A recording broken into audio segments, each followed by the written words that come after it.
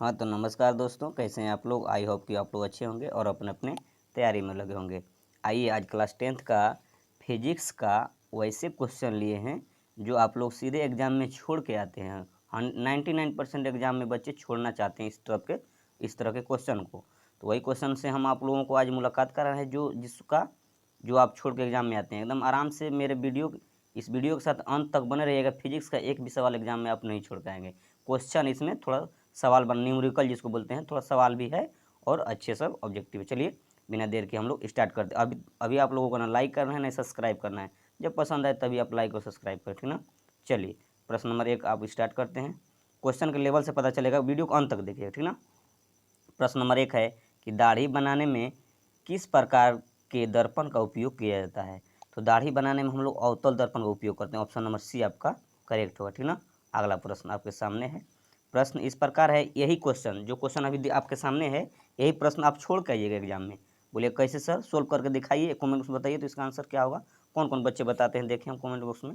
देखिए, गोलीय दर्पण में फोकसांतर एवं वक्रता त्रिज्या के बीच संबंध है। क्या संबंध है? तो देखिए बच्चे लोग क्या करते हैं कि संबंध क्या होता है कि एफ बराबर क्या होता है, एफ बराबर आर बटे टू। क्या होता है? एफ बराबर आर बटे टू। तो गोलीय दर्पण में फोकसांतर एवं वक्रता त्रिज्या के बीच संबंध कैसा होता है? तो फॉर्मूला होता है एफ बराबर आर बाई टू, जो हमने सिद्ध करके इसको बताया भी है। एफ बराबर आर बाई टू किस में है? बोलिएगा सर ऑप्शन नंबर सी में दिख रहा है। इस तरह क्वेश्चन आप लोग छोड़ के आते हैं, इसी पे आगे सवाल बनाएंगे। ये फार्मूला था, ठीक ना आपका।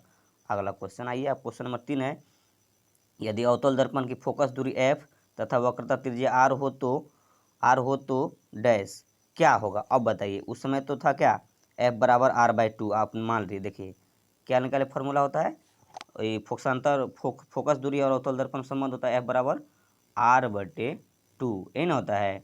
तो अब बताइए कि एफ बराबर आर बाई टू कहीं दिख रहा है ऑप्शन में? देखिए एफ बराबर 1/2 है, एफ बराबर 2r है, एफ बराबर आपका 3r/2 है, एफ बराबर इन्फिनिटिव है। तो ये तो ऑप्शन है ही नहीं, कैसे बनाएंगे। तो देखिए अवतल दर्पण की फोकस जो दूरी होती है त्रिज्या की आधी होती है। कैसी होती है? अवतल दर्पण की फोकस दूरी, देखिए अवतल दर्पण की फोकस दूरी कैसे? त्रिज्या की आधी। तो त्रिज्या किसे बोलते हैं हम लोग? आर को, है ना, आर को। तो त्रिज्या की आधी होती है, आधा का मतलब यहाँ से आर हटा दीजिए, एफ बराबर आर बाई टू। तो एफ बराबर आर बाई टू का मतलब फोकस दूरी त्रिज्या की आधी, तो आधी का मतलब 1/2, ऐसे भी तो लिख सकते हैं, आधा का मतलब 1/2 होता है। देखिए एफ बराबर 1/2 किस में दिख रहा है? Option number A. आप लोग 100% इस क्वेश्चन को छोड़ के आते हैं एग्जाम में, जो कि हमने अभी सोल्व कराया, ठीक ना। चलिए ऐसे प्रश्न आप लोग छोड़ते हैं तो आराम से डाउट क्लियर कीजिए, इसको आसान से बनाइए। तो फोकस दूरी त्रिज्या का अवतल दर्पण में फोकस दूरी जो है ना त्रिज्या का आधी होती है। तो एफ बराबर आर बाई टू नहीं दे करके 1/2 आधा दे दिया है कि नहीं। चलिए थोड़ा सा घुमाया था और कोई बात नहीं। अगला प्रश्न देखिए, मेरे साथ वीडियो में अंत तक बने रहिए, सारे न्यूमेरिकल सवाल आज क्लियर हो जाएगा। अवतल दर्पण से परावर्तन के बाद किस बिंदु से होकर गुजरती है। क्या बोला है? अवतल दर्पण से परावर्तन के बाद किरण जो है ना के बाद किरण किस बिंदु से होकर गुजरती है। तो मेरा अवतल दर्पण होता है, अंदर की ओर धंसा हुआ रहता है। देखिए में मुख्य कक्ष होता है, यहाँ एफ फोकस होता है, जो टकराता है ना प्रकाश किरण तो फोकस से गुजरता है। कहाँ से गुजरता है बाबू लोग? तो फोकस से। क्लियर है ना। ऐसे क्वेश्चन आप लोग छोड़िएगा नहीं, एकदम आराम से बनाइए। अगला प्रश्न देखिए, किसी दर्पण से वस्तु को कहीं भी रखने से वस्तु के का बराबर आकार का सीधा प्रतिबिंब बनाता है, वह दर्पण है। आप लोग क्वेश्चन समझिए, किसी दर्पण से वस्तु को कहीं भी रखने से वस्तु के बराबर, कहीं भी रख दिए दर्पण के सामने, वस्तु के बराबर आकार का सीधा प्रतिबिंब बनता है तो दर्पण है होगा। कौन सा दर्पण वस्तु के आकार का सीधा और बराबर बनता है, बताना है। तो एक समतल दर्पण ऐसा है जो वस्तु का आकार का सीधा और जो है ना बराबर बनाता है, ठीक ना। याद रखें, वीवीआईटी प्रश्न था। सारे फिजिक्स आज आपका क्लियर हो जाएगा, ठीक ना। जो फिजिक्स से डरते हैं पढ़ेंगे आराम से। प्रकाश का वर्ण विक्षेपण किस उपकरण से संभव होता है, बताइए। प्रकाश का जो वर्ण विक्षेपण होता है तो 7 रंगों में विभक्त होता है ना वर्ण विक्षेपण का, तो किस उपकरण से संभव है? तो बताइए सर, हम पढ़े हैं किसमें? तो प्रिज्म से। प्रिज्म के कारण ही वर्ण का विक्षेपण होता है। क्लियर है ना। एकदम वीवीआईटी प्रश्न है बाबू लोग, इसको लर्न कर लेंगे, आसान रहेगा आप लोगों के लिए। एग्जाम में सीधे एग्जाम में देखने को मिलेगा 2024 में जो भी परीक्षा देने वाले हैं, ठीक ना। अगला प्रश्न आपके सामने है, सोल्व करने के कमेंट बॉक्स में आंसर देने का प्रयास करेंगे आप लोग। प्रकाश के अपवर्तन के कितने नियम है। या तो प्रकाश का अपवर्तन पूछे या तो प्रकाश का परावर्तन पूछे, उसका दो नियम होता है, दोनों याद रखिएगा आप लोग, ठीक ना। एक क्वेश्चन है प्रकाश का अपवर्तन या परावर्तन, दो नियम, ठीक ना। अगला प्रश्न आपके सामने है। प्रश्न इस प्रकार है कि 1 मीटर फोकस दूरी वाले उत्तल लेंस की क्षमता होगी। अब बताइए, क्षमता उत्तल लेंस पढ़े हैं ना, उत्तल लेंस की क्षमता पूछ रहा है। तो एक फार्मूला होता है बाबू लोग, P यानी क्षमता बराबर 1/f। ये क्या है, एक फार्मूला है, क्या है, फार्मूला है। तो वही बोला है कि 1 मीटर फोकस दूरी वाले लेंस की क्षमता होती है, बताइए। तो P, तो देखिए P बराबर फोकस कितना दिया है, ध्यान दीजिए सवाल कैसे बनता है। फोकस 1 मीटर है तो 1/, थोड़ा सा अच्छे से लिख देंगे आप लोगों के लिए, ठीक ना। P बराबर 1/f, फोकस दूरी के दिया ना 1 मीटर, यहाँ क्या लिखेंगे 1 मीटर लिखेंगे ना, यहाँ पे 1 है ना लिखिएगा। अब बताइए, तो इसमें 1/1, एक P बराबर, अब अगर आप एक में से एक भाग देते एक क्या ना आएगा, तो 1D क्षमता होगा, कितना होगा 1D, डायप्टर बोलते हैं D को, डायप्टर, ठीक ना। तो P बराबर कितना क्षमता आ गया, इसका क्षमता पूछ रहा था तो P क्षमता है, क्षमता बराबर 1D आ गया, 1 में से एक भाग दे 1D, किस में दिख रहा है, तो 1D ऑप्शन नंबर बी में है। क्या क्लियर हुआ कि नहीं। अभी ना लाइक कर रहा है ना सब्सक्राइब, वीडियो को अंत तक देखिए, आपको पता चल जाएगा, तभी आप लोग लाइक सब्सक्राइब कीजिए, पसंद आएगा तभी। इन न्यूमेरिकल आप छोड़ते कि नहीं एग्जाम में, आप ही से बोल रहे हैं, आप लोग वीडियो देख रहे हैं ना, आप इस पूछ रहे कि सवाल अगर बनता कि नहीं, कमेंट में बताइए कि पहले से आप जानते थे, बना लेते थे। अगला प्रश्न, प्रश्न आपके सामने, गोलीय दर्पण की वक्रता त्रिज्या 50 सेंटीमीटर है तो उसकी फोकस दूरी होगी, बताइए। गोलीय दर्पण है, उसका वक्रता त्रिज्या 50 सेंटीमीटर, तो फोकस दूरी क्या होगा बताना आपका। तो बताइए एफ बराबर क्या होता है, बोलिएगा सर R/2 होता है, पढ़ा है ना। फोकस दूरी कितना दिया है, देखिए त्रिज्या दिया है 50, तो एफ बराबर 50/2, तो घटाएंगे तो कितना आ जाएगा 25, है ना। तो आपका आ जाएगा 25 सेंटीमीटर। तो देखिए एफ बराबर बाई 2 कटाएंगे तो कितना आ जाएगा 25 सेंटीमीटर। तो 25 सेंटीमीटर किस ऑप्शन में आप लोग बताएंगे। किसी गोलीय दर्पण की वक्रता त्रिज्या दिया था, एफ बराबर R/2 आता है, त्रिज्या कितना है 50, फोकस दूरी ज्ञात करते हैं, एफ बराबर R/2, तो 50 में 2 से भाग देना 25, ऑप्शन दिख रहा है किस में, देखिए 25 सी नंबर दिख रहा है ना, 25 सेंटीमीटर। क्लियर है ना, एकदम डाउट सारा क्लियर हो जाएगा। अगला प्रश्न आपके सामने है, किसी उत्तर लेंस, इसमें टोटल 40 क्वेश्चन होंगे, ठीक ना। आपके सेट से एकदम सेट किए हैं कि एग्जाम में 80 आता है, 40 का जवाब देना होता है। आप लोग कमेंट बॉक्स में ये भी बताइएगा कितना आप लोग सही कर पाएँ। किसी उत्तर लेंस की फोकस दूरी हमेशा होती है, बताइए।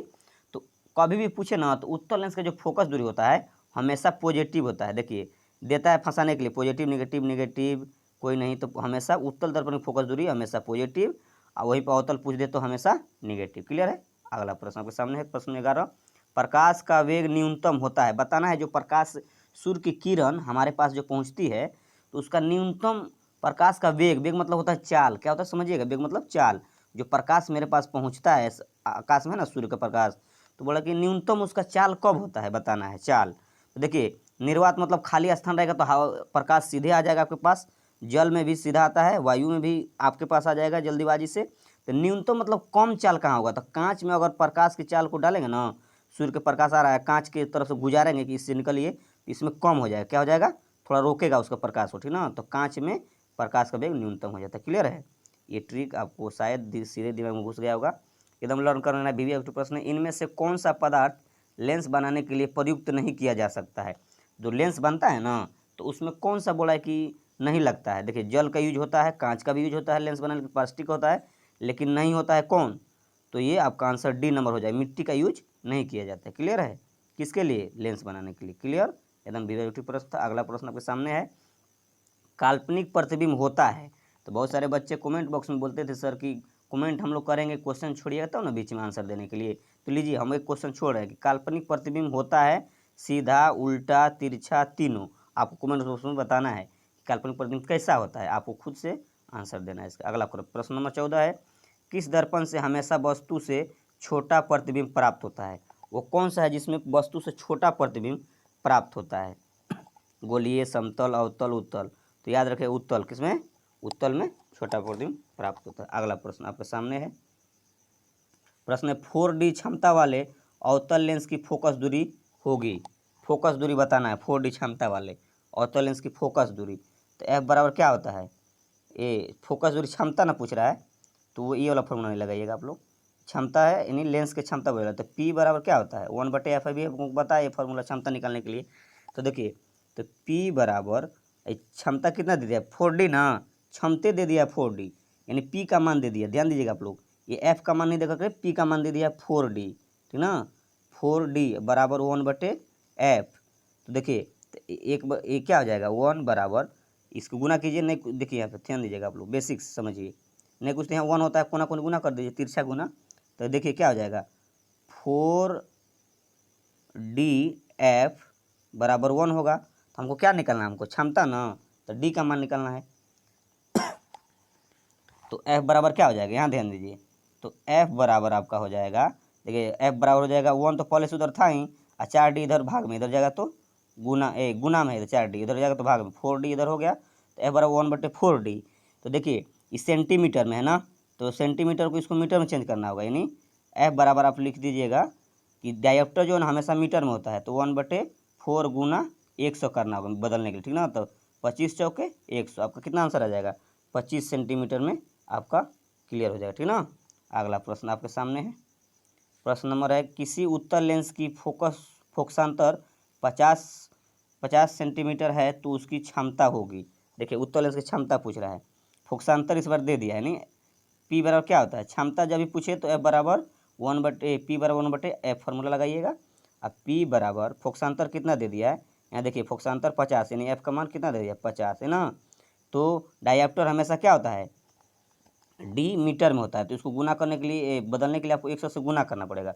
तो 50 दूना 100। उत्तल दर्पण हमेशा किस लेंस है, कोई लेंस नहीं, क्षमता कितना होगा, तो 2D आ रहा है, कितना आ रहा है 2D क्षमता आ रहा है ना। तो 2D किस में दिख रहा है ना, तो ऑप्शन नंबर D में दिख रहा है। बाबू आप लोग करेक्ट कीजिए, ऐसे सवाल आप लोग छोड़ के आते हैं, छोड़ना नहीं है आपको, 100% आज से बना लीजिएगा। किस दर्पण से वस्तु का बड़ा प्रतिबिंब बनता है, बताइए, समतल, अवतल, उत्तल, बोलिए कौन कौन सा दर्पण है जो वस्तु से बड़ा प्रतिबिंब बनाता है, बताइए। तो बोलिएगा सर अवतल लेंस, किसमें, अवतल में वस्तु से बड़ा प्रतिबिंब बनाएगा, ठीक ना। अगला क्वेश्चन आपके सामने है, प्रकाश के परिवर्तन के कितने नियम हैं। तो बोले सर प्रकाश परिवर्तन नियम तो 2 होता है, अभी तो अगले वीडियो में बताए, अगले क्वेश्चन बताए थे। अपवर्तन पूछे या परिवर्तन, 2 नियम, ठीक ना। अगला प्रश्न आपके सामने है, समतल द्वारा बना प्रतिबिंब कैसे, समतल दर्पण द्वारा बना प्रतिबिंब कैसा होता है। तो बोलेगा सर काल्पनिक होता है, कैसा होता है काल्पनिक, ठीक ना। अगला प्रश्न आपके सामने है, प्रकाश की किरण हवा से कांच में प्रवेश करती है तो मुड़ जाती है। एकदम वीवीआईपी प्रश्न है, इसको जितना वीवीआई आप कर सकते हैं, ठीक ना। क्योंकि देखिए हवा हवा क्या होती है, हवा होता है विरल माध्यम, एक विरल माध्यम होता है, एक सघन माध्यम होता है, ठीक ना। तो कांच क्या है आपका सघन माध्यम है, हवा ये सब क्या है विरल माध्यम। विरल माध्यम मतलब हल्का, जिससे प्रकाश प्रवेश कर जाए। तो यानी हवा से कांच में प्रवेश करेगा, यानी विरल माध्यम से सघन माध्यम प्रवेश करता है, तो जो है ना प्रकाश करती है तो मुड़ जाती है। तो प्रकाश किरण अभिलंब के निकट, यानी अभिलंब की ओर रहेगा या तो अभिलंब के निकट मुड़ जाती है। एकदम पूछेगा आपसे क्वेश्चन, ठीक ना। यहीं पूछ देता कि हवा से कांच में प्रवेश कर रही है, यानी विरल से सघन में प्रवेश कर रहा है, तो किधर मुड़ जा रहा है अभिलंब की ओर। वही पूछ देता कि कांच से हवा में प्रवेश कर रही है, यानी सघन से विरल में, तो अभिलंब से दूर हट जाती है, क्या होती है अभिलंब से दूर। दोनों एकदम वीवीआई आप लोग याद रखिएगा, ठीक ना। अगला प्रश्न, किसी दर्पण से आप चाहे कितनी दूरी पर खड़ा हो, आपका प्रतिबिंब सवैद सीधा प्रतीत होगा, संभवतः है। यह कौन सा है बताना होगा आपको, यह केवल समतल या तो समतल या तो उत्तल हो, ठीक ना। आपका ये ऑप्शन नंबर बी आपका करेक्ट। अगला प्रश्न देखिए, फोटोग्राफी कैमरा का अभिदृश्य होता है, कैसा होता है, फोटोग्राफी कैमरा में किसका यूज करते हैं, ये कौन सा लेंस, तो बताए, याद रखेगा मनुष्य के आंख में भी उत्तल लेंस, फोटो कैमरा भी आंख से देखकर में खींचते हैं, ट्रिक्स याद रखिए, आंख से देख करके फोटो भी खींचा जाता है, और आंख का लेंस, आंख में कौन सा लेंस है तो उत्तल लेंस। फोटोग्राफी कैमरा में भी कैसा लेंस रहेगा, तो बोलेगा सर उत्तल लेंस, दोनों में सेम उत्तल लेंस, आंख में और कैमरा में, दोनों ट्रिक्स याद रखिएगा। अगला प्रश्न आपके सामने है, प्रश्न है कि साइड मिरर के रूप में प्रयुक्त होता है कौन सा दर्पण, गाड़ी के पीछे देखते हैं ना साइड मिरर में, तो याद रखिएगा उत्तल दर्पण का यूज किया जाता है, ठीक ना। अगला प्रश्न आपके सामने है, प्रश्न नंबर 25 है, एक अवतल दर्पण की फोकस दूरी 10 सेंटीमीटर तो उसकी वक्रता त्रिज्या होगी। अवतल दर्पण फोकस दूरी कितना है 10 सेंटीमीटर है, तो देखिए F बराबर हम क्या बोले R/2, लेकिन उल्टा क्या है फोकस दूरी दे दिया है तो 10 दिया है, तो 10 यहाँ रखेंगे ना, फोकस दूरी F बराबर R/2, तो F बराबर R/2 है ना, है इधर से गुना कीजिए, नहीं कुछ तो कोना गुना कीजिएगा, तो आर बराबर कितना निकल जाएगा कोना कोनी, देखिए आर बराबर 10 दूना 20, कितना जाएगा 20, कितना है 20 सेंटीमीटर। देखिए ऑप्शन नंबर बी में दिख रहा है, एकदम आसान से न्यूमेरिकल सवाल बनाइएगा। ए बराबर बाई 2, देखें क्या दिया है तो फोकस दूरी दिया है, तो एफ की जगह पर 10 रखिएगा, आर बटे 2 कोना कोनी गुना कीजिएगा 20 निकल जाएगा। अगला प्रश्न देखिए आपके सामने है, प्रश्न है किसी माध्यम के अपवर्तनांक म्यू का मान होता है, स्नेल का नियम क्या बोलता है, साइन आई बटे साइन आर, क्या बोलता है साइन, यहाँ पे देखिए म्यू बराबर पूछ रहा है, किसी माध्यम के अपवर्तनांक म्यू का मान होगा तो साइन आई बटे sine r, option number B दिख रहा है साइन आई बटे साइन आर। यहीं पे स्नेल का नियम पूछ दे तो क्या बोलता है साइन आई बटे साइन आर। अगला प्रश्न देखिए, साइन आई बराबर साइन आर होता है, किस निर्गत किरण एवं अभिलंब के बीच का कोण को कहते हैं, क्या कहते हैं, निर्गत किरण एवं अभिलंब के बीच को कोण को क्या कहते हैं हम लोग, बताइए आप लोग, तो परावर्तन कोण, कौन क्या बोलते हैं हम लोग, परावर्तन कोण, याद रखिए अभिलंब के बीच के दूरी को। अगला प्रश्न आपके सामने है कि एक उत्तल लेंस की क्षमता एक डायप्टर है तो उस लेंस की फोकस दूरी है, बताइए लेंस की क्षमता एक के डी दिया है, ये तो प्रश्न हमने बताया था, शायद नहीं बताया था। देखिए एक उत्तल लेंस की क्षमता यानी एफ पी बराबर क्या होता है 1/f है ना, तो क्षमता एक दिया है तो बराबर 1/f है ना होता है, गुना कीजिए क्या हो जाएगा, यानी f बराबर कितना आ जाएगा तो 1 आ जाएगा, कितना आ जाएगा 1 आ जाएगा, नहीं 1/1 एक मिनट आप लोग हम बताने का प्रयास करेंगे, अच्छे से समझने की कोशिश कीजिएगा तभी क्लियर होगा, ध्यान दीजिए आप लोग, ध्यान से समझिएगा तभी समझ में आएगा। देखिए थोड़ा सा p बराबर 1/f होता है ना, तो f बराबर क्या हो जाएगा आपका, p का मान दे दिया एक ना, ध्यान दीजिए यहाँ पे p का मान इन क्षमता डायप्टर में ये सॉरी एक दिया हुआ देखिएगा, तो इसको हटा के लिखें 1 बराबर 1/f है ना, तो f बराबर हो जाएगा 1/1। तो देखिए तो इसको जो है ना सेंटीमीटर में दिया है, डायप्टर जो है ना मीटर में होता है, तो मीटर को सेंटीमीटर में, देखिए आंसर सब आपका सेंटीमीटर में, तो मीटर को सेंटीमीटर चेंज करने 100 से गुना किया, तो क्या किया जाता है गुना, तो एक से 1 गुना 100 तो 100/1 तो 100 डायमीटर तो प्लस में आएगा। देखिए 100 किधर है, ऑप्शन नंबर सी आपका दिख रहा है 100 डायप्टर, ठीक ना। अगला प्रश्न देखिए, प्रश्न नंबर 29 है कि सरल सूक्ष्मदर्शी में किसका उपयोग होता है, तो सरल सूक्ष्मदर्शी जो ना सूर्य प्रकाश हम लोग बचपन में खेलते थे, हाथ पे ऐसे करते थे, सरल गोल वाला छोटका होता है, तो हाथ जलता है कि नहीं, कागज जलता है कि नहीं, उस तरह हम लोग चेक करते थे, तो उसी बोलते हैं सरल सूक्ष्मदर्शी, तो उत्तल लेंस का उपयोग किया जाता है, ठीक ना। इस दर्पण मत मार दिएगा, गलत हो जाएगा, लेकिन रुकिए यहाँ देखिए उत्तल लेंस में मारना है, कहीं ऐसा कन्फ्यूज होगा आप लोग दर्पण नहीं मारिएगा नहीं तो गलत हो जाए, ठीक ना। अगला प्रश्न, निम्न में से किस लेंस की फोकस दूरी जो है ना दूरी धनात्मक होती है, तो बताइए कि सर अवतल लेंस बताए थे ना सर हम आप लोगों को बाबू लोग की उत्तल दर्पण का फोकस दूरी धनात्मक, अवतल लेंस का जो है ना ऋणात्मक होता है, ठीक ना। अगला प्रश्न, पानी में डूबे एक उत्तल लेंस की फोकस दूरी हवा में इसकी फोकस दूरी की अपेक्षा, बोला कि एक लेंस जो है ना पानी में है उसको हवा में क्या होगा तो परिवर्तित नहीं होगा, याद रखिएगा ऑप्शन नंबर सी आपका क्लियर है। अगला प्रश्न 32, किस लेंस द्वारा सिर्फ काल्पनिक प्रतिबिंब बनता है, बताना है कि किस लेंस के द्वारा सिर्फ काल्पनिक प्रतिबिंब बनता है, उत्तल अवतल बाइफोकल में से कोई नहीं, तो आप लोग जरूर इसको कौन से बताइए किस लेंस में सिर्फ काल्पनिक प्रतिबिंब बनता है। अगला प्रश्न देखिए, निम्न में से किस दर्पण की फोकस दूरी धनात्मक होती है, तो हमने बताया अभी तुरंत बताया ना धनात्मक होती है उत्तल दर्पण, ठीक ना, याद रखिएगा। अगला प्रश्न देखिए, प्रश्न आपके सामने अगला कि प्रश्न देखिए, प्रश्न अगला आपको यहाँ से थोड़ा सा ये क्वेश्चन छूट रहा है ना, प्रश्न अगला देखिए, यदि किसी समबाहु त्रिभुज प्रिज्म से निर्गत कोण और विचलन कोण के क्रमशः 40 और 35 डिग्री हो तो आपतन कोण होगा, एकदम वीवीआईपी प्रश्न है, तो याद कितना होगा 50 हो, ठीक ना। अगला प्रश्न देखिए, अगला प्रश्न आपके सामने है कि लेंस में मुख्य फोकस की संख्या कितनी होती है, लेंस में मुख्य फोकस जो है ना लेंस में मुख्य फोकस की संख्या कितनी होती है, तो याद देखिए एफ होगा या तो 2f होगा, तो कितनी संख्या होती है तो 2 होती है, कितना होती है 2, एकदम वीवीआईपी प्रश्न है, ये भी आप लोग लर्न कर लेंगे सारे, और वही प्रश्न है जो सीधे एग्जाम पूछता है। अवतल लेंस का आवर्धन बराबर होता है, आवर्धन क्या होता है एम बराबर, आवर्धन को क्या बोलते हैं एम बराबर, ये अवतल लेंस पूछा है ना एम बराबर ध्यान दीजिएगा, आवर्धन का मतलब होता है एम बराबर v/u, ठीक ना, याद रखिएगा, जो कि ऑप्शन नंबर किस में है एम बराबर v/u, आवर्धन क्षमता v/u, ऑप्शन नंबर डी आपका करेक्ट है। ऐसे प्रश्न ही पूछता है, आप लोग छोड़िएगा नहीं एग्जाम में। प्रकाश की किरणें गमन करती है, तो बताए थे हम पहले भी क्वेश्चन में, प्रकाश की जो रेखा है हमेशा सीधी रेखा में गमन करती है, याद ये भी बहुत बार पूछा गया है सीधी रेखा में, ठीक ना। अगला प्रश्न नंबर 38 है आपके सामने, सर्च लाइट का परावर्तक सतह होता है, हमने बताया है सर्च लाइट का परावर्तक सतह समतल होता है, ठीक ना। अगला प्रश्न 39 नंबर है, अवतल दर्पण की फोकस दूरी उसकी वक्रता त्रिज्या की होती है, हमने बताया अवतल दर्पण की उसकी वक्रता तिर्यक होती है आधी, याद रखिए एकदम ये भी पूछा गया, बहुत बार प्रश्न है। अगला प्रश्न, लेंस की क्षमता का सही मात्रक होता है। तो देखिए लेंस का क्षमता का सही मात्रक डाईऑप्टर क्या होता है, डाईऑप्टर क्या होता है, डाईऑप्टर क्या होता है, ध्यान दीजिएगा, डाईऑप्टर होता है। लेकिन इसको डी से सूचित करते हैं, लेकिन होता क्या है, एक डाईऑप्टर होता है लेकिन डी बराबर फॉर्मूला होता है प्रति मीटर। प्रति मीटर कहने का मतलब माइनस में 1 होगा, इसको 1/m भी ले सकते हैं, m को ऊपर ले जाते माइनस में होता है, तो इस तरह का दिखेगा। ये नहीं दिखेगा आपको, एग्जाम में घुरा के देगा प्रति मीटर, तो प्रति मीटर बोलेंगे, ऑप्शन नंबर सी में दिख रहा है, ठीक ना। ये सारे ऑब्जेक्टिव विभाग प्रश्न था। कैसा लगा अब लाइक कीजिए, सब्सक्राइब कीजिए, अगर पसंद आया तो। हम नहीं कहेंगे जबरदस्ती आप पसंद कीजिए, ठीक ना। अगला वीडियो में मिलते हैं, अगर आपको पसंद आया तो सब्सक्राइब कर लें, बेल आइकन को दबा लेंगे ताकि समय पर नोटिफिकेशन मिलता रहेगा, ठीक ना। Thanks for watching.